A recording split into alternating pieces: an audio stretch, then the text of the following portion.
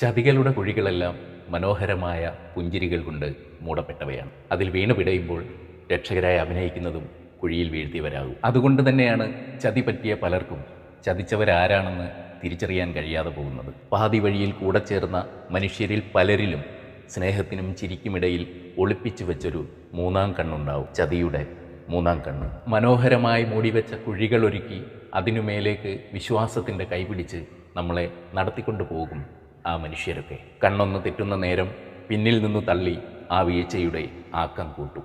പിന്നെ സഹതാപത്തിൻ്റെ മുഖം മൂടിയണിഞ്ഞ് നമുക്ക് നേരെ കൈനീട്ടിത്തരും. വീണതിന് കാരണം അവരാണെന്നും വീഴ്ത്തിയത് അവരാണെന്നും തിരിച്ചറിയാതെ പിടിച്ചു കയറ്റാൻ നീട്ടിത്തന്ന ആ കൈകളെ മാത്രം നമ്മൾ കാണും. അപ്പോഴും നമ്മൾ അവരെ വിശ്വസിച്ച് അടുത്ത കുഴിയിലേക്ക് നടന്നു പോകും. അങ്ങനെ കണ്ണടച്ച് യാഥാർത്ഥ്യം തിരിച്ചറിയാതെ സ്നേഹത്തിൻ്റെ വേഷം കെട്ടലുകൾക്ക് മുന്നിൽ സ്വയം കോമാളി വേഷമാടി നശിച്ചുപോയ മനുഷ്യരാണ് നമുക്ക് ചുറ്റിലുമുള്ള തോറ്റുപോയ മനുഷ്യരിൽ ഏറിയ പങ്കും. ചതിയുടെ കഥകൾ എപ്പോഴും അങ്ങനെയാണ്.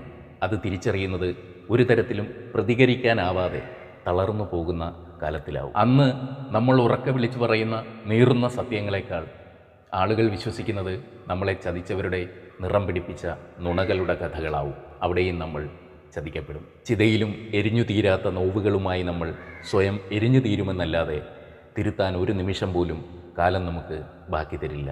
കുറ്റം കാലത്തിൻ്റേതല്ല. കാലം നമുക്ക് സമയം തന്നിട്ടും കണ്ണു തുറന്ന് കാണാൻ കാഴ്ച തന്നിട്ടും കാണാതെയും തിരിച്ചറിയാതെയും കടന്നുപോയ നമ്മുടെ അശ്രദ്ധയുടെ കുഴപ്പമാണ്. ജീവിതം ഒരു ചതുരംഗ കളിയാണ്. സ്വന്തം നീക്കങ്ങളെക്കാൾ എതിർവശത്തുള്ളവൻ്റെ നീക്കത്തിൽ എപ്പോഴും ശ്രദ്ധയുണ്ടാകണം. അവർ കളിക്കുന്നത് നമ്മളെ ജയിപ്പിക്കാനല്ല, നമ്മളെ തോൽപ്പിച്ച് അവർക്ക് ജയിക്കാനാണ്. അവർക്ക് ജയിക്കാൻ മാത്രം.